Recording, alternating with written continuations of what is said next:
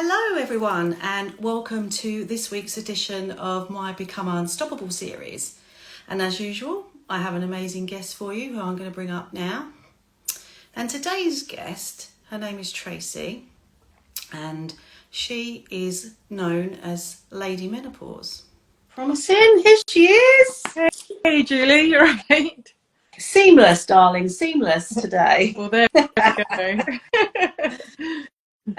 So Tracey, I was just literally said that you're coming on, but would you like just to give everybody an overview of who you are and what you do, my lovely? Yes, of course.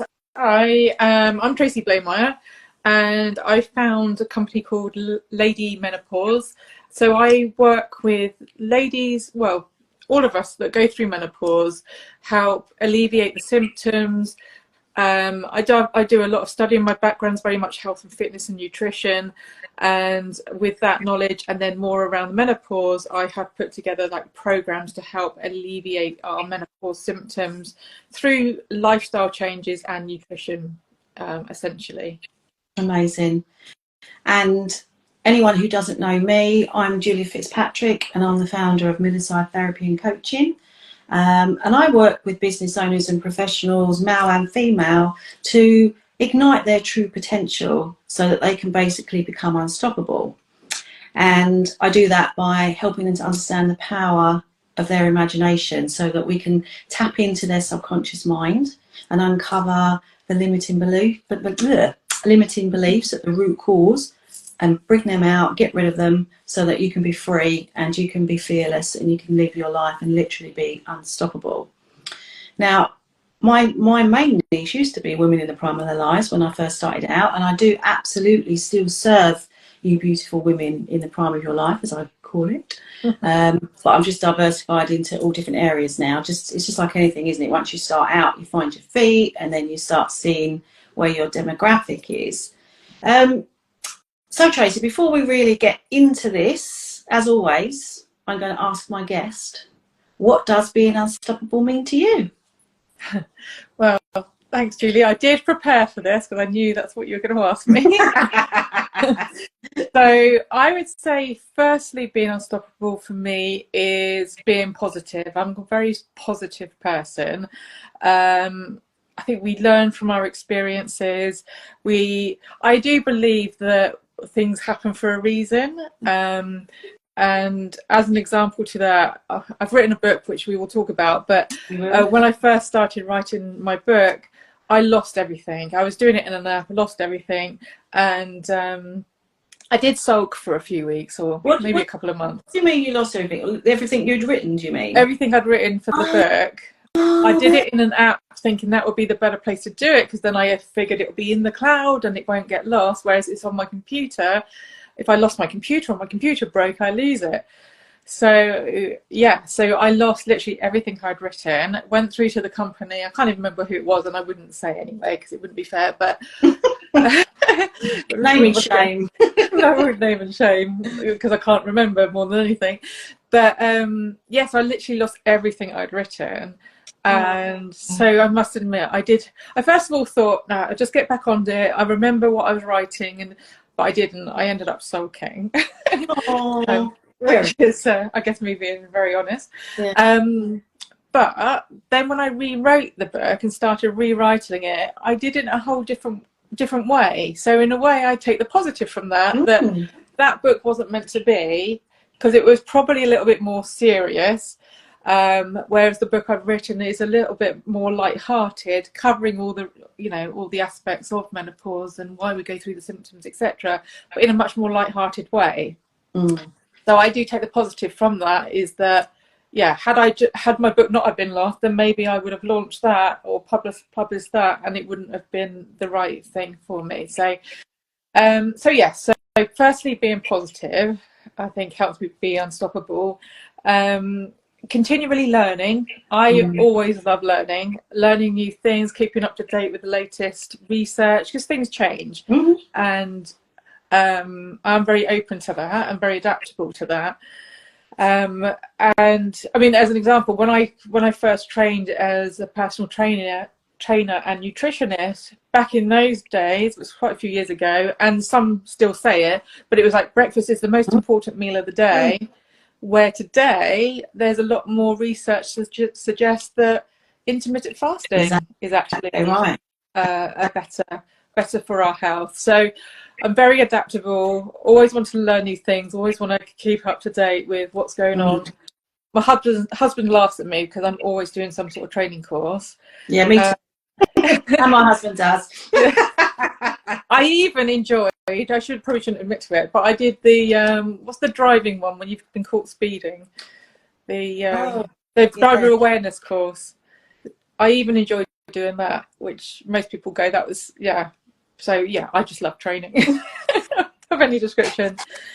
And lastly, in terms of being unstoppable, would be my passion around health and fitness, helping people. I do all this knowledge, I love like learning all these different things, but there's no point in me just keeping that to myself. I need to share it, and I want to share it. I love that. And yeah, thank you for putting so much thought into that. I like that. Yeah, I like you.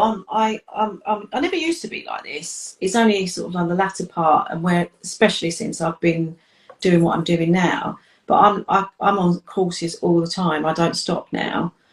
Probably do too many, and I don't probably have enough time to absorb and that. But the thing is, a lot of what we do, especially in our business, a lot of what you hear is all the same. It's just in a different way, isn't it? So you hear it from someone. I could say something to you, and you go, "Yeah, I don't get that," and then someone else will go, and I go, "That's what I just said," but you might not have. Do you know what I mean? You get that all the time, don't you? And then sometimes it depends on what stage you're at in your life, because now you might not be ready to hear something where later on you listen to, you could do a training course again and get so much more from it, couldn't you?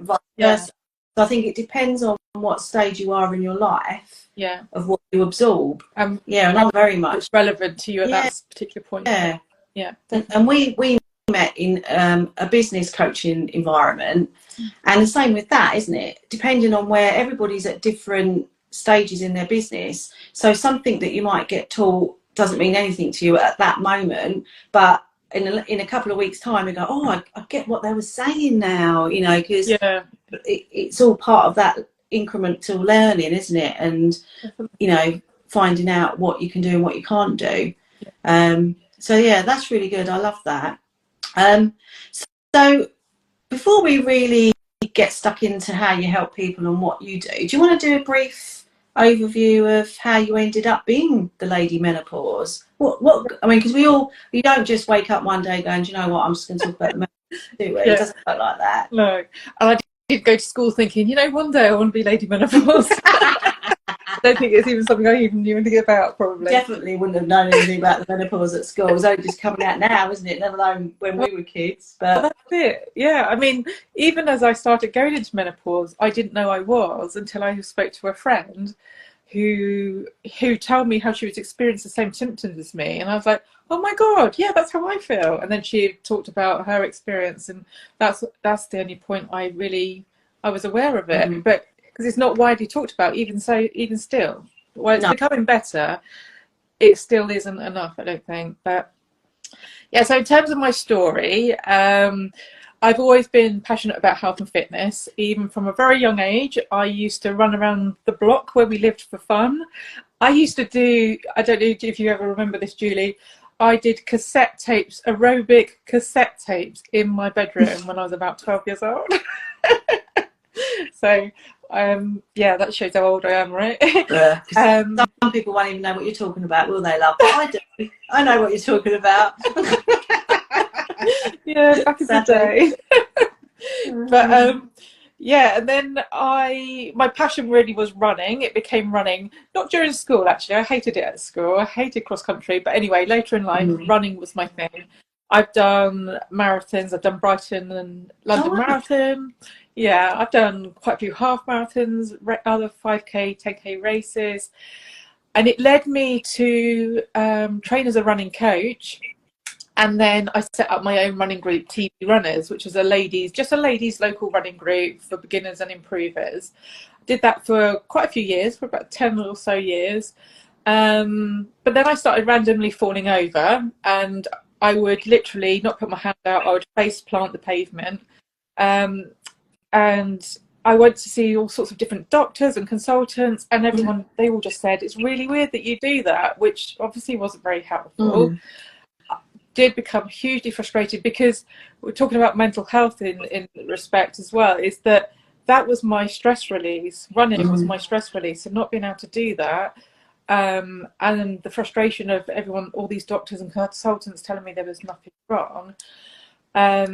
Anyway, so what I did, I was already a qualified personal trainer.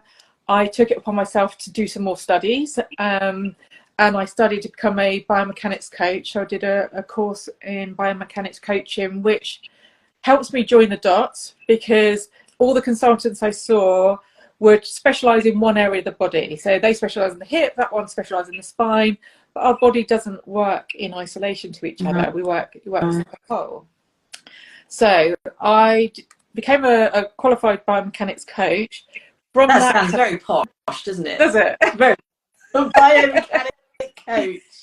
Yeah, it's probably not as, but it is actually. It is an amazing course. It's run by an amazing lady called Rachel, and it really does. Loads of PTs, physios, all sorts of people from that. You have to be, qualified in those sorts of areas, in some sort of human biology to do it.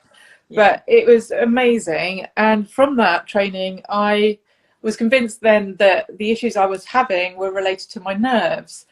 So I then asked, when I was going around the doctors, I saw doctors and consultants for years, all different ones, all telling me there was nothing wrong.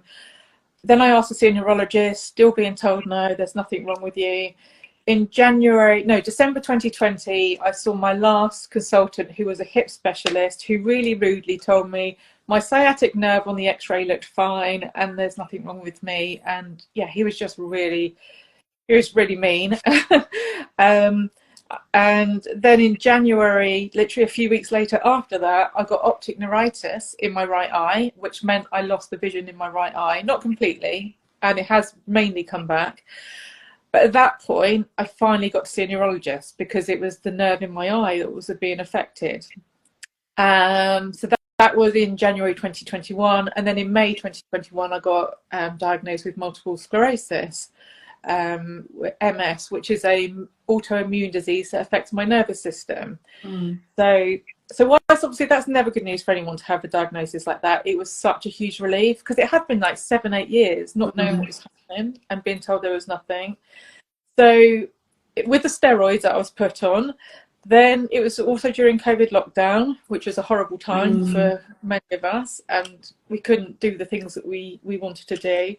I then also became perimenopausal, if that wasn't enough, So, and I gained about 4 stone, and it felt like literally overnight. I mean, it probably wasn't, but it felt like it.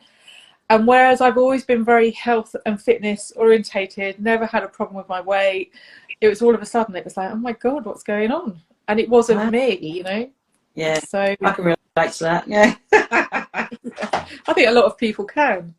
And yeah, and the weight wasn't coming off like it used to. I suddenly had this meno belly, which I've never had in my life. And I was like, oh my goodness. So knowing from my experience with getting the MS diagnosis, was that basically I need to learn more. I need to help me to learn more.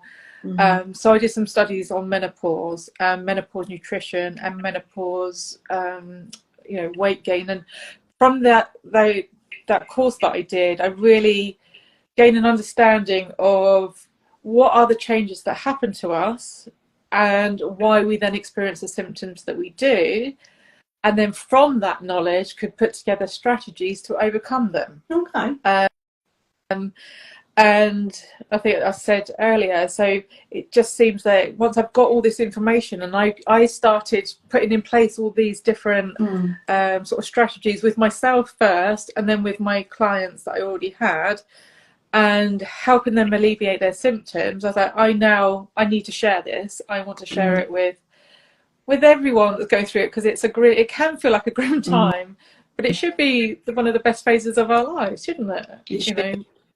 And I think that's a very good point, actually, because when we hit, I mean, obviously everyone's going to hit this at different times. I would say I hit mine probably late 40s. Although I don't know, I think I spent most of my life pretty much in stress and overwhelm a lot of the time anyway, so it's difficult to know, isn't it? But I only really knew I was going or had gone through the perimenopause kind of like after the effect. Yeah. So I didn't.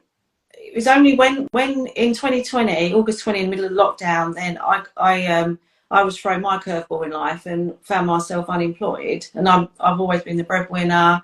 I was 52 years of age, project manager in a corporate world. It's like, didn't like it anymore anyway. I got fed up with it years ago, but it was like, oh, for goodness sake. Oh, well, I probably said a few more choice words than that. But you get the picture. And but I was over it really, really quickly because my friend said, well, why don't you start your business? And I said, yeah. So I started on my journey of retraining and everything. I did have to go back to work, but it was different then because I knew I was doing it to pay for all my training and everything else. So I changed my mindset around it. And then during that process of training, so I did NLP, Master NLP, then Rapid Transformational Therapy.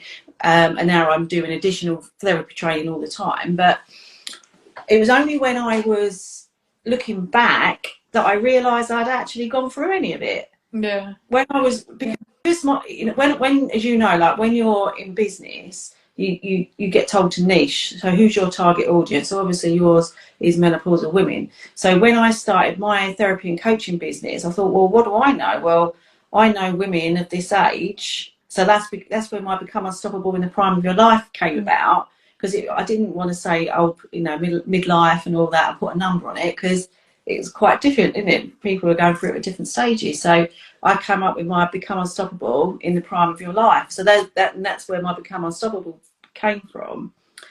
So but it's only when I was doing my research into that, and I was like, oh, so that's what all that was then. Yeah, exactly. Like, well, you knew you was like irritable, but you kind of understood it a little bit more, didn't you, when you start looking at it and they go, well, imagine you're back to being a teenager and your hormones are going like that, and you're going, yeah, that fitted. And then like heart palpitations, I never went to the doctors, mind you. I can remember sitting on the sofa with my husband going, can you feel that, because I didn't know if it was in my head. And I didn't do sick, so it was like, it's nothing wrong with me. I didn't go to doctors. I didn't really question it. I didn't even Google it really. I just went, oh, I'll get the heart palpitations, and then carried on with what I was doing, which was really bad. And I think retrospectively, I don't know if you believe in the universe and all that kind of stuff. I didn't particularly before, but I absolutely do now. But I think that was my message to say, Julie, no, you need to stop this. This is not good. You need to change. And I think that was kind of like my message. But I genuinely didn't know I was going through I didn't know what that was. No. And I don't think a lot of people do. No, and that's why I want to do more knowledge and education around it. And not just for the people that are, like us, going to go through it, but also for our support networks, for partners and families and employers, because like you, I didn't know I was going through it until I went to see my friend that I went to school with, and she was saying about all the symptoms she was having and how she was feeling like her words, and she didn't, by the way, but she said, I just want to kill my husband. She adores her husband. But that's what she said. I was like, yeah, I feel the same. And it was only through that conversation that I kind of realised, oh, then there is a reason for it, and that's obviously when I started studying and looking into more around menopause. But and that's when you realise you're not on your own. But it is quite scary though, because I mean, statistically, anxiety. Well, let's start with stress. Stress is the main beginning of it, but stress, overwhelm, heightened anxiety are all they are heightened during that time. So for me, I'd never really suffered from stress. Well, I probably did suffer from stress, but I didn't acknowledge it, but I didn't really do anxiety. I didn't do what I call mental health issues. I didn't have any of those, or so I thought. So when I started, this started to impact me. I was like, oh. And then because I trained as a counsellor years ago as well, but I never did it as a full-time job. I carried on working in the corporate world, but I was always the go-to person. I was always the one that people would come and ask advice to. You know, I was always that person. And I think when you're in any form of caring industry, the go-to is I'm too busy helping everybody else. Yeah, definitely. So, but also you don't have to look at yourself then, do you? You don't have to. It's like, oh, I'm fine. I'm too busy caring for everybody else. Yeah. And that's what a lot of people do, regardless of whether they're in that kind of industry, actually. Typically, like mums, they are the last person that they look after. And we now know that that is completely the wrong way to do it. We have to look after ourselves first. You know, the old playing the analogy, put your mask on before you put your kids' one on. Yeah. Because if we don't, then we start to get sick, and then we're no good to anybody then, are we? Exactly. And I support lots of women with not necessarily menopausal weight gain and therefore wanting to lose weight, but weight loss in general. And every single person that I see puts everybody else before themselves. I'd say it's probably 99%, 98, 99% of people. Sure. And they're always putting their family first, everybody comes before them, and they never have any sort of me time, if you like. Absolutely. Yeah. And when I work with my clients now, male or female, actually, that's exactly where I start. I start at the top with the stress and overwhelm, because I went through all my client forms one day to find out what was my most common symptom, and without fail, everybody said, "Oh, stress, overwhelm, anxiety, lack of confidence." You know, they're the main ones.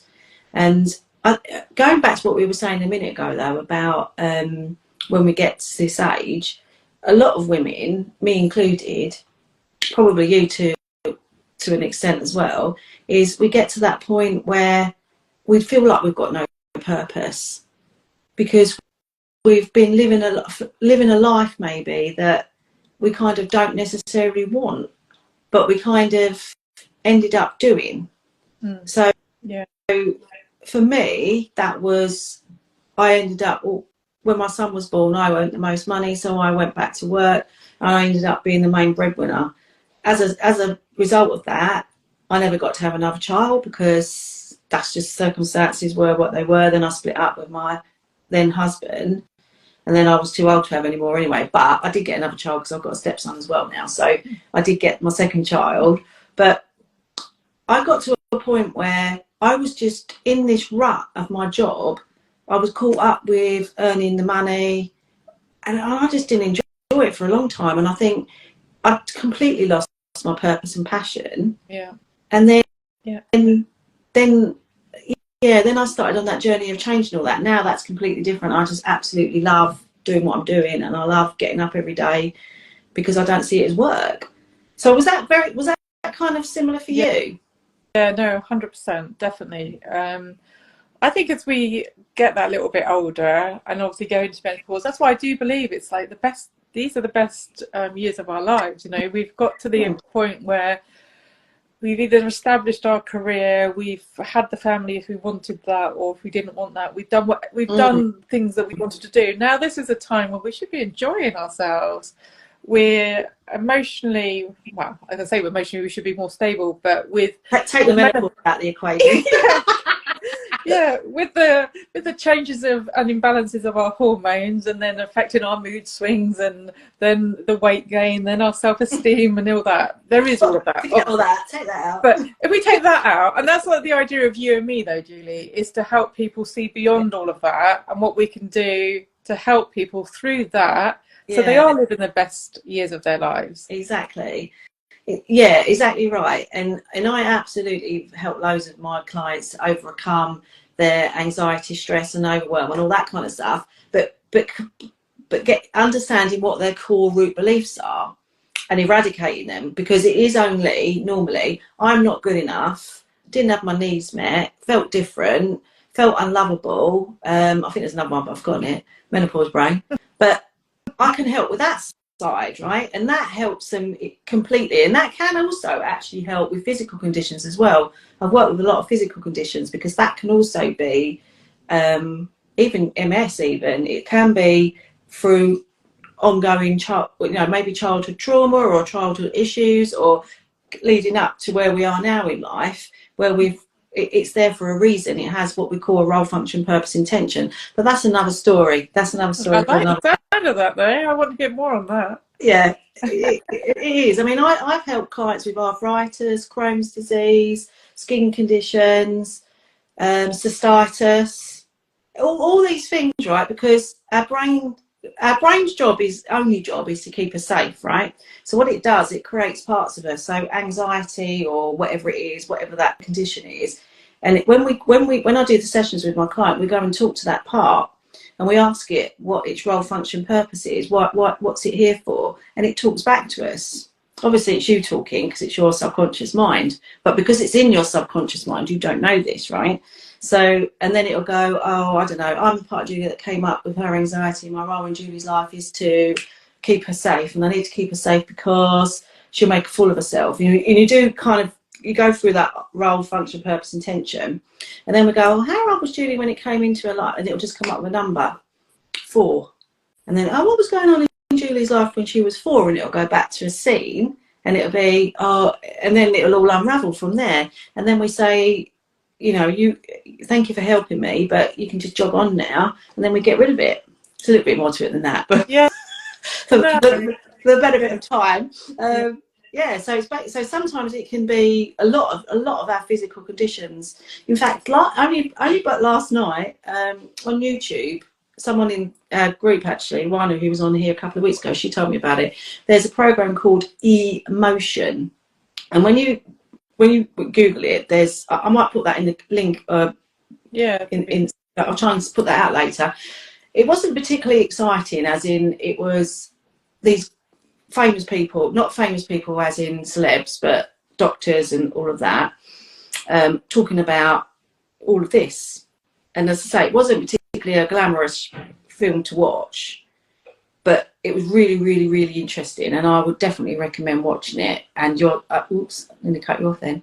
I'm trying to wave, and then I was cutting people off.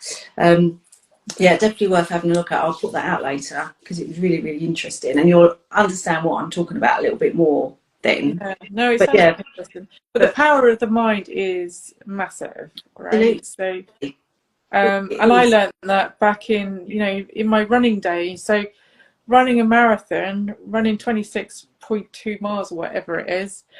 It doesn't even matter if you were set out just to run a mile or just for 10 minutes. If you, in your head, got a message to say you can't do this, then you got to get rid of it. Yeah. And this is what I used to say to my running group ladies, that when you go for a run, keep it positive, keep the messages in your mind going, I'm doing great, and whatever works for you. But if you get a message in your brain that says, oh, I can't do this, or my legs hurt, or whatever, you've just got to get it out. You've just got to replace it with positive. 100%. Absolutely. And I've always hated running, right? But that's before I knew the power of my language. I haven't tried it since then, but I used to go, oh, I hate this. And I've done a few 10Ks and stuff like that. Hated every minute of it, but I did it. But I did it because my friend wanted me to do it, not because I wanted to do it. But it'd be interesting for me to try that, knowing what I know now. But yeah, the mind is the most powerful tool that we have. Definitely. But most of us don't know how to use it for the good. Yeah. Yeah. And I've just put together actually a presentation, and it's all about, I'm going to start promoting this very soon, about teaching people to use the power of their imagination, because that is the most powerful tool we have, right? So we use our imagination against us all the time. So if you think about a fear, phobia, anxiety, stress, they're all procrastination, self-sabotage, right? They're all fear-based, and we're only born with 2 fears: fear of loud noises and fear of falling. So everything else is either taught to us, like we can learn it, can't we? Like if your mum, say for example, was scared of spiders, there's a good chance you're going to be scared of spiders because they would have carried that very nicely into your life, right? So a lot of it's learned. Some of it is beliefs that we're told. Some of it we pick up ourselves, right? But it's all around using our imagination. So anxiety is imagining what we think might happen, but actually probably never going to happen anyway. But we're so good at that. And we're so good, as you were saying earlier, about talking badly to ourselves. But that's an I can't do that. I'm never going to be able to do that. But what if you learn how to flip that? Yeah. What if? Super powerful. Exactly. And I was talking to one of my clients recently and I said to him, do you meditate? He went, yeah, sometimes. Don't really know why I do it though. And I went, I know what you mean, because I've probably been guilty of doing it for sake of doing it, to say that, oh, look at me, I meditate every day, let's put a tick in the box. But I wasn't really embracing it and embodying it, right? Yeah. Probably giving it a little bit of lip service, if I'm honest. But after I had that conversation with him, if you think about it, if you think about meditation or visioning and things like that, what are we using? The power of our imagination. And this is why, if you want to manifest and all that kind of thing, we need to really visualize it, see it, feel it, taste it, everything, right? And really embrace it. Because if we get that bit right and we got a clear vision and a clear goal, then it's more likely to happen. Because and watching that program, that emotion as well, it's, we're just all elements, we're all energy, our body's an energy, and they sort of show a hand, it's just like little atoms inside it. We're just an energy. So when we've got negative energy and we're putting that negative energy out, then guess what, that's what we're going to attract. But if we can reverse all that and be positive, use the power of our imagination and stop worrying about things that are never going to happen, your vibration will change. Yeah. Same thing with like relationships, right? If you can't find the right relationship, it's probably because your inner self is, I'm not good enough. So you're inside, you're projecting out, your energy is projecting out that you're not good enough. So therefore you're only going to pick up people that aren't really good enough for you, really. And they're going to treat you badly, so it's all about what you give out and what you receive. And I didn't really understand any of that before, or appreciate any of that before. And don't get me wrong, I probably know like this much of it when it's like a whole world out there, but it's enough to know that I'm teaching my clients now to use their imagination for them. And when I use hypnosis, that's what that is really as well. That's all about being suggestible. It's all about believing what's going on and just letting your mind take over and let your heart rule the nest. Because everything should always go back to our hearts, because that's our intuition. Yeah, no, definitely. A whole new world, isn't it? It is. World. Visualization is so powerful, and also around when you can visualize yourself doing something or being something. So obviously, a lot of my clients, I say, want to lose weight, and so look at them in their in their mind, visualize how they want to look, how they feel. What things will they be doing? How will people be treating them differently? Absolutely. When they are in that? And also this technique of which you probably know more about this than I do, Julie, is visualizing the you want to be, and then stepping inside that you and feeling it and actually being it. And also, I think people, like you've said already, is don't believe in themselves, and if they could see themselves through other people's eyes.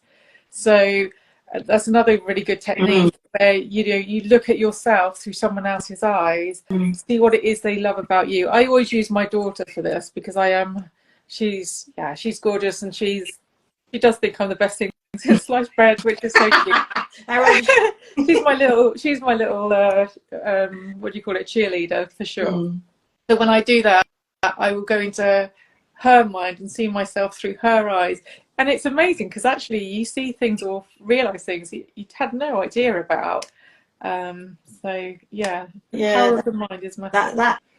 That is so true. And what you can also do, we were doing this in our therapy training this week actually, it was about go out and ask make sure you ask your best friends, right?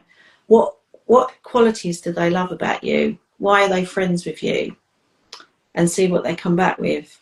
Yeah, that's really nice. And it's really, I almost feel a bit embarrassed though, don't you? Like, oh, don't. Yeah, but you can just say to them, oh, I'm doing some training at the moment and this is what they've told me to do. Yeah. Yeah. You know, so you're being forced to do it, so it's okay. Yeah. I know, but we are, I don't know, is it us Brits or is it us in general as humans? And when people compliment us, we so often go, oh no, don't do that, you know? That's a nice blouse. It was only a £5 from Primark. Exactly. Yeah. Oh, it's an old thing. I've had Yeah. it years. Yeah. Kind of But thing. you know what though? That is so true. I think that's quite a British thing, but it's also our belief system. Because I was very much like that until I uncovered my belief. I used to think that I wasn't good enough, so I kept myself small. And I was talking about this morning, funny enough, on another therapy training course I was doing. But what I was saying there was, until you believe you are enough, everything you do is going to be limited. So last year I won an award, right? Now to get that award, I had to be nominated for it, which is fine. But then to win the award, I needed to put that out for people to vote for me, right? Now the old me would have gone, oh my God, I can't do that. That's so embarrassing. What are they going to say about me? They're going to be going, who does she think she is? And all that kind of stuff. But because I loved myself now, I was like, well, it doesn't matter. I'm just going to do it. And, luckily enough, everyone did say that I was lovely and I did win it, which was amazing. But my point being, I didn't feel that anymore. Yeah. Just more of a case of it'd be really great if I can be nominated and win an award, because that would be great, to be an award-winning therapist and everything else. But but I had to put myself out to do that. It didn't just happen. Yeah. And if I hadn't have done, I wouldn't have won it. No, exactly. But you have to reframe these things, don't you? And I think so an example, before I set up Lady Menopause, I was in the software sales, working for big corporate companies selling software, mainly HR and training software. And if I went into that thinking I was a salesperson and I'm selling and I've got to hit my target, which obviously I did, then it just wouldn't have fit with me. But because I reframed it in my own mind that I was helping them come to find a solution that's going to make their lives easier, and I reframed it, then I did really well, because nice. I'm not selling, I'm offering a service, I'm helping you rather than which is the way I like to be anyway. So that's why what I do now is and that's why I said at the beginning I want to share what I've learned, because it would almost be selfish not to. Do you know what I mean? And that's another really good point, well made, right? Because a lot of us as small startup business owners, one of the hardest things is becoming that salesperson. And I've been guilty of that myself, and I'm much better. I'm still not fantastic at it. It's still work in progress. But we've invested a lot of money, and continue to both do, as we said earlier, in our personal self-development, but also investing in business coaches as well to help us get out there, because we've both got a gift and it would be wrong of us not to share that gift. We're here to serve, right? But we deserve still to earn good money from it, because why shouldn't we? And it's not about feeling bad that we charge people to do what we do, because if we didn't, we're not going to be able to serve them. Because if you and I, right, decided to do everything for free, then we'd end up going to lose our houses, lose everything. Then we're not going to be in the right frame of mind, are we? We're not going to be the best versions of us, because we won't have the money to invest in ourselves and keep growing. No. And this is the mindset we have to get over. Yeah. And you probably have the same thing with me. Sometimes you'll get a client and they'll come and ask about what you do, and they go, oh, it's great, it's brilliant, oh, I can't. And then they go, how much? And you're like, well, how much what price do you value your life at then? Yeah. Yeah. So do you want to just let everybody know what it is you do actually offer? Because we haven't really touched on that yet, have we? Yeah, of course. So, let's say my approach is mainly sort of holistic and through lifestyle changes in helping manage menopause symptoms. So, one of the first steps would be, and what was an aha moment for me was finding out I had an allergies or intolerance to certain foods. It was only through my training in the sort of the menopause nutrition where I found I kind of learned this, that when we eat foods that we have an allergy or a high intolerance to, our gut produces histamines, and those histamines, we've got too much histamine in our guts, exasperates our already unpleasant menopause symptoms, so can contribute to the cognitive function, you know, the brain fog, to the fatigue, to the mood swings, and all those, you know, and the aches and pains is a huge one as well on that one. So by cutting out foods that I had an allergy or a high intolerance to, I felt well, I say instantly better. Within less than a week, I could feel my symptoms had subsided massively. Where I thought a lot of my aches and pains were perhaps due to the MS, or were they due to me getting a bit older, or were they due to menopause? You know, there's so many things. All of the above. All of the above. Then when I cut out the foods that I had the allergies and intolerances to, I just felt amazing, so much better, so much more energy, was sleeping better. And then I've had the same experience with clients that I've asked them to, you know, do the same thing, and they just talk about how, yeah, just almost like your brain clears and you just feel more like your pre-menopausal self, if you like. So that's the first thing I do, is offer an allergy and intolerance test.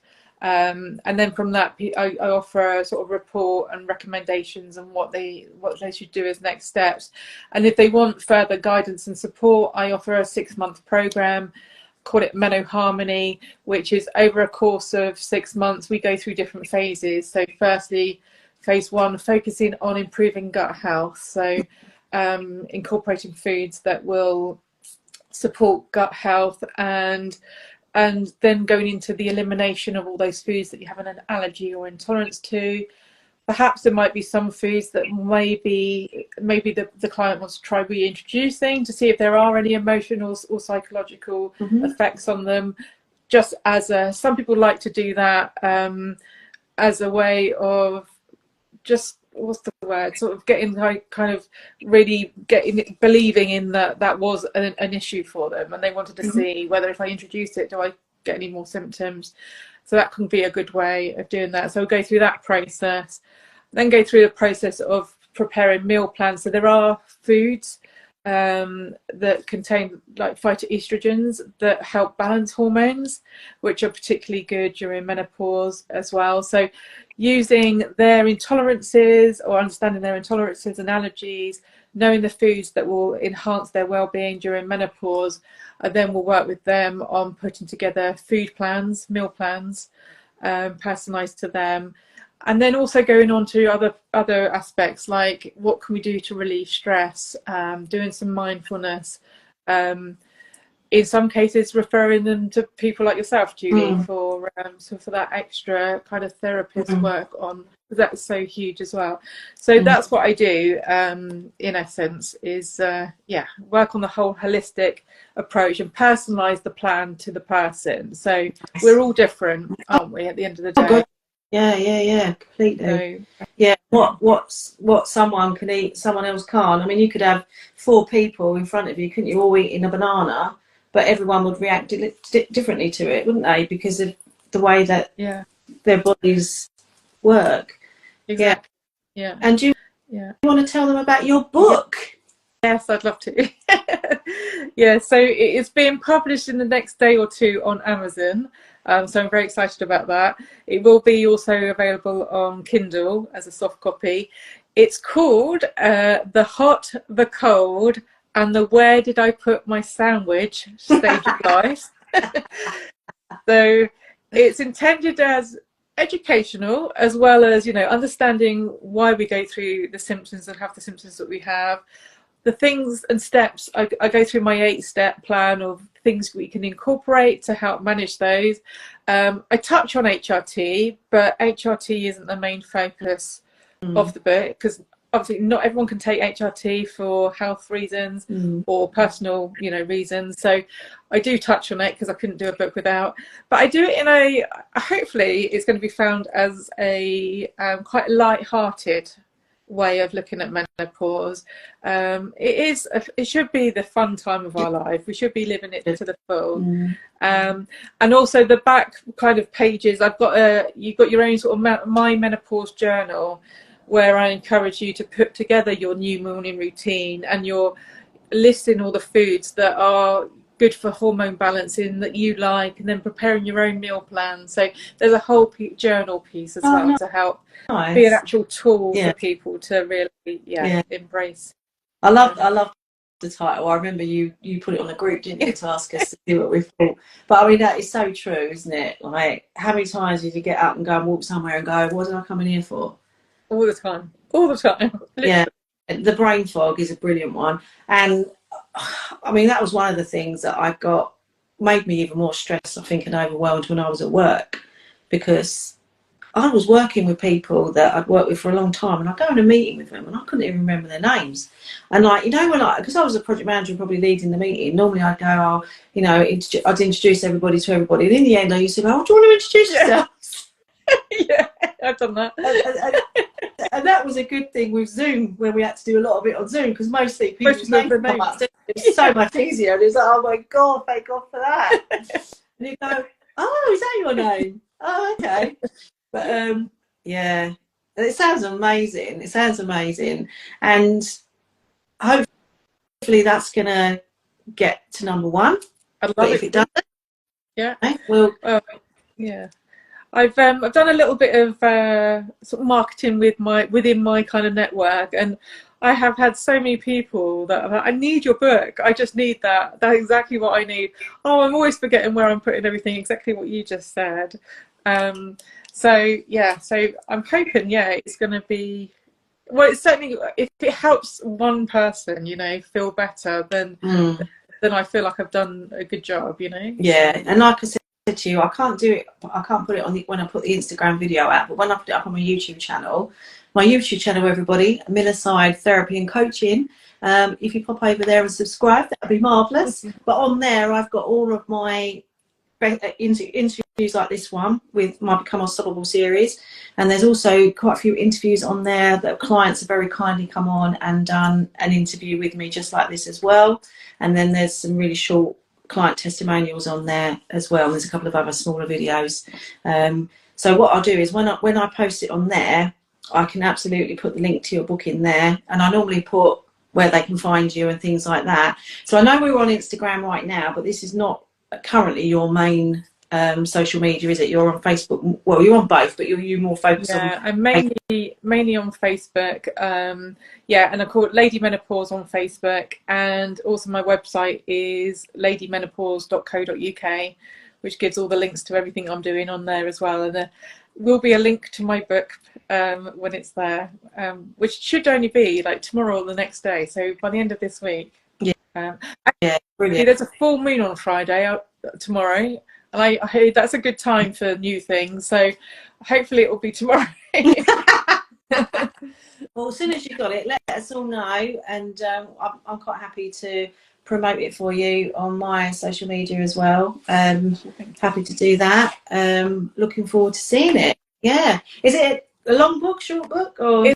It's not very long. It's maybe, I can't remember how many pages it is. Let's say around 150 pages. It's not a thick book, but I haven't felt, because sometimes I've read books where they feel like they're repeating themselves, and I don't want to put in information that's not required. So it's reasonably lean, but hopefully full of information.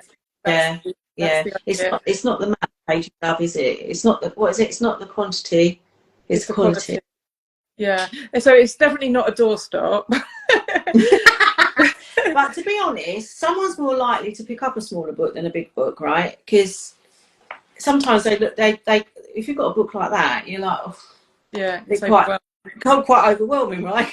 Yeah.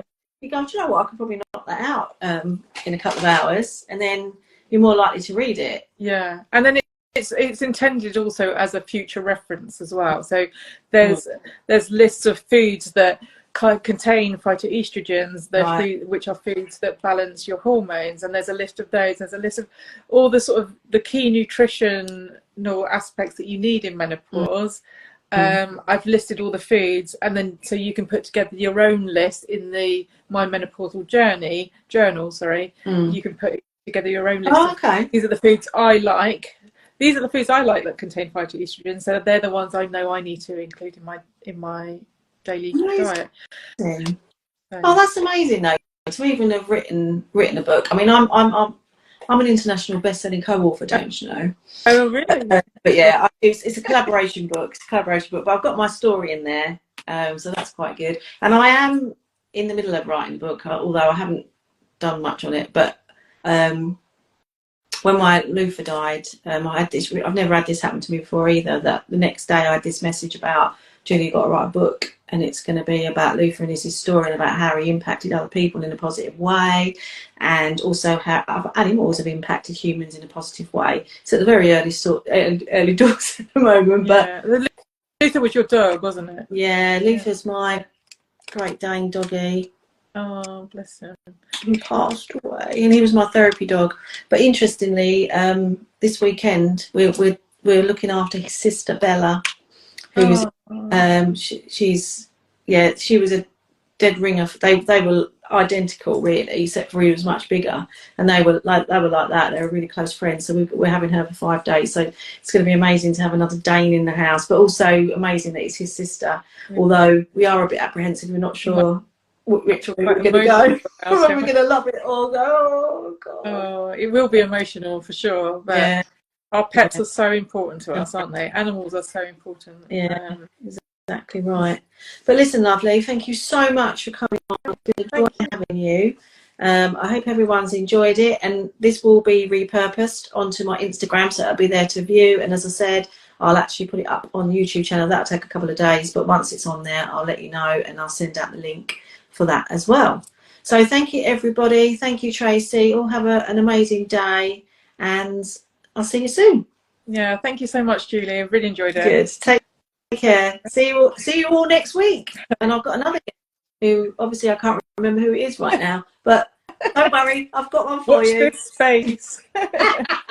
In fact, I've got quite a few lined up. I've got people asking to come on here now, which is amazing. So yes, I'll see you all next week. Take care. Bye. Bye.